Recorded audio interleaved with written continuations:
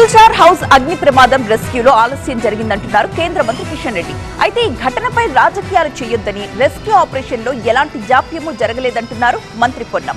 క్షతగాత్రుల్ని, మృతుల కుటుంబాల్ని ప్రభుత్వం ఆదుకోవాలని కోరారు BRS MLA Talasani Srinivas.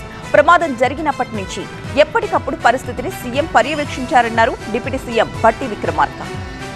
Fire department కి సంబంధించి కొంత రిలీఫ్ యాక్టివిటీలో ఆలస్యం జరిగింది. డిపార్ట్మెంట్కి సంబంధించినటువంటి వాళ్లకు ఆక్సిజన్కి సంబంధించినటువంటి ఎక్విప్మెంట్స్ లేకున్నాయి.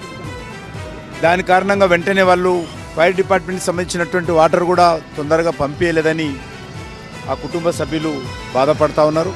ఏదైనప్పటికీ కూడా చాలా పెద్ద ప్రమాదము. ఈ రకమైనటువంటి ప్రమాదాలు జరగకుండా చూడాల్సినటువంటి అవసరం ఉంది.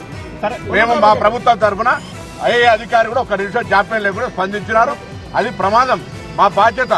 ఎవరు కూడా దీని మీద రాజకీయం చేసేటువంటి ఆలోచన చేయదని కోరుతున్నాం. ఫైర్ కు సంబంధించి అన్ని రకాల అది సంస్థలు, విద్యా సంస్థలు కావచ్చు, ఆసుపత్రులు కావచ్చు, రెసిడెన్షియల్ లొకాలిటీలు కావచ్చు, మార్కెట్ షాపింగ్ కాంప్లెక్స్లు కావచ్చు, ప్రమాదం చెప్పి రాదు. ప్రమాదానికి సంబంధించినటువంటి ఫైర్ సేఫ్టీ అందరూ తీసుకోవాలని కోరుతా ఉన్నాం.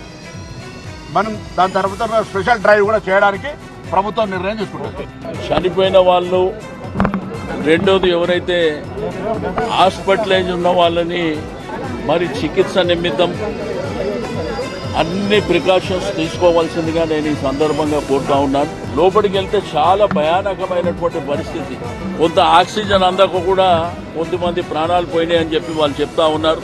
చనిపోయినటువంటి కుటుంబ సభ్యులకు సంబంధించి రాష్ట్ర ప్రభుత్వం తరఫు నుంచి ప్రగాఢమైనటువంటి సానుభూతిని, సంతాపాన్ని తెలియజేయటమే కాకుండా చనిపోయినటువంటి వ్యక్తులకు సంబంధించి రాష్ట్ర ప్రభుత్వం నుంచి ఒక్కొక్క మనిషికి సంబంధించి 5 లక్షల రూపాయల వరకు ఎక్స్గ్రేషియా కూడా ప్రకటించడానికి రాష్ట్ర ప్రభుత్వం నిర్ణయం చేసింది.